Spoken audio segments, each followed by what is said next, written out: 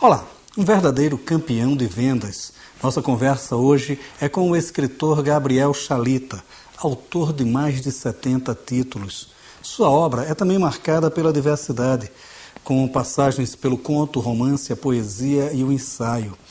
Como parlamentar, Chalita discute com intelectuais e artistas a possibilidade de regulamentação da profissão de escritor.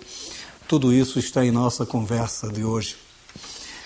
Na Dica da Leitura, as duas estreias. Vamos comentar os romances Crônica de uma Ilha Vaga, de Norian Segato, e Tábua, de Carlos Tourinho de Abreu. A gente conversa agora com Gabriel Chalita.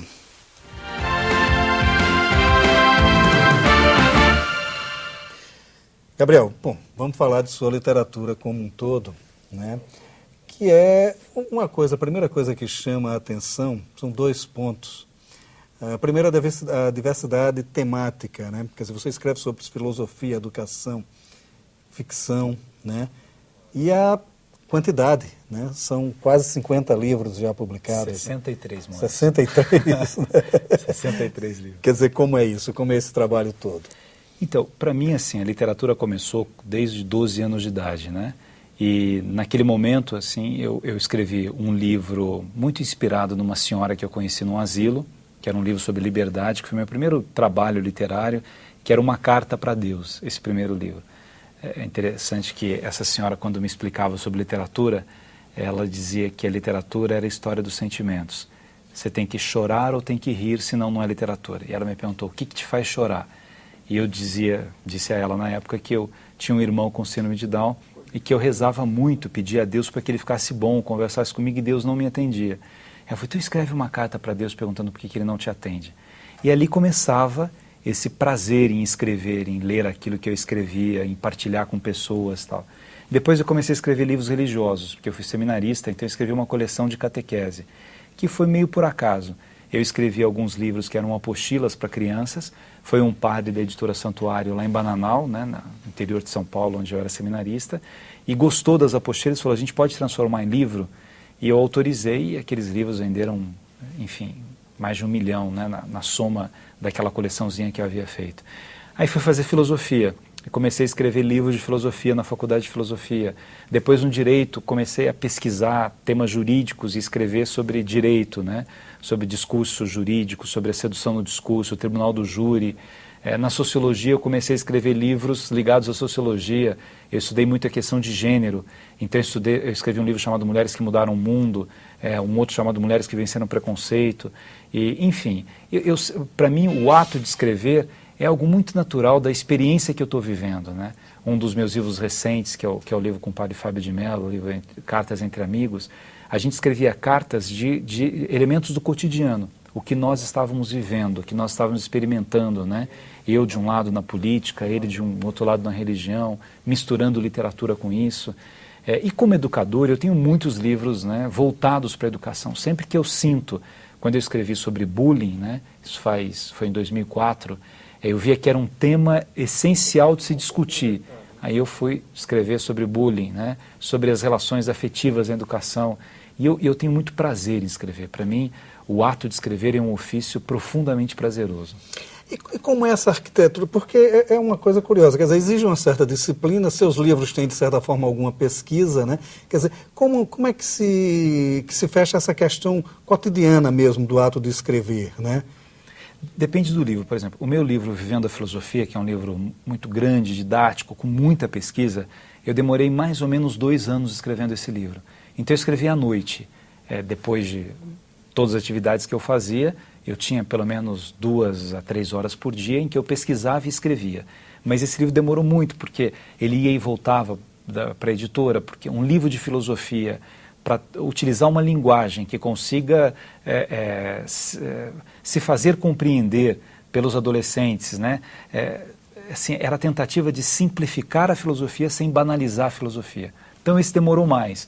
Os 10 Mandamentos da Ética também foi um livro que demorou mais, demorou quase 1 ano. Mas geralmente o meu processo é assim, né? Esse é o meu novo livro, Pequeno Filósofo. No mês de janeiro eu fiquei 10 dias, o dia inteiro escrevendo. E aí saiu o Pequeno Filósofo. Eu prefiro, a política agora dificulta mais isso, né? Mas eu prefiro ficar um mês sem fazer um outro tipo de atividade, sem dar aula, sem produzir nada, e ficar em um lugar isolado e escrever concentrado naquele livro um mês. O livro das mulheres foi mais ou menos assim, Mulheres de Água, que é o livro de contos, né? Foi há uns 6 anos, eu fiquei um mês no Rio, e aí naquele mês eu acordava muito cedo, ia correr, tomava café, e aí escrevia até o horário do almoço, almoçava, escrevia até a noite, jantava, escrevia até dormir. Então eu escrevo o dia inteiro, né? E não me cansa isso, é como uma pausa em outras atividades, profundamente gratificante, assim, ter a percepção de que você cria personagens, você cria situações, inventa, coloca emoção. Agora, esse ofício diário, né, quer dizer, essa programação, né, para escrever, quer dizer, não há aquela necessidade, porque alguns autores falam muito dessa necessidade temática, né, quer dizer, o tema que lhe instiga conscientemente, né, para que você se dedique àquela leitura. O seu processo de criação, ele passa por isso também? Depende do livro. Eu estava indo para Natal no encontro de escritores, e aí eu vi uma historinha de uma menina que estava estudando sobre um sapo na escola, e era um sapo que não podia ser tocado porque queimava. E eu sentei, eu vi um trechinho da conversa da criança com a mãe. Aí eu sentei e escrevi um livro chamado Beijo do Papagaio, que é a história de um papagaio que se apaixonou por uma sapinha que não podia ser tocada. Então, na verdade, assim, o Inácio fala muito isso, né? O escritor precisa observar o cotidiano. Além de ler muito, que é fundamental, eu releio muitos livros, né? Muitos clássicos da filosofia, da literatura, além de ler coisas novas. Mas além desse repertório de leituras, a gente precisa ter um repertório de vida, de observar o que acontece, de observar o taxista. Ali pode surgir um conto de uma história que o taxista começou a dizer. Eu acho que essas histórias cotidianas, elas despertam algum instrumental temático. Eu não acredito nessa história da inspiração, o escritor só escreve quando está inspirado. Eu acho que todo escritor está inspirado o tempo todo. Se você sentar, você começa a escrever. Pode ser que você não goste muito do que você escreveu naquele momento.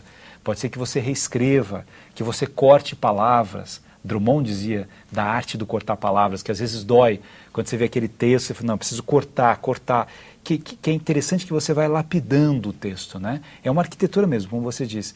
É um processo de construção em que você termina aquele texto e sente que é o que você queria dizer. Eu já escrevi um livro, uma vez, eu tinha uma pedagogia da amizade, do amor, aí eu fui fazer pedagogia da gentileza. E eu escrevi o livro e mandei para a editora. E nessa eu sou muito objetivo, eu cumpro prazos. E depois que eu mandei o livro, eu fui reler. E eu não gostei mais do livro. E o livro já sendo impresso. Aí eu liguei para a editora e falei, olha, esse livro não é bom. Imagina, você mandou para 5 leitores críticos. Eu gosto de crítica, de análise. Uhum. Todo mundo gostou, eu falei, mas eu não gostei. É um livro cheio de conselho, não tem lógica isso. Não é isso que eu queria. Eu prometo escrever um outro livro, mas não deixa sair isso. Eu acho que essa maturidade o escritor tem que ter também. Você lê alguma coisa e você falou, não era isso que eu queria ter escrito, né?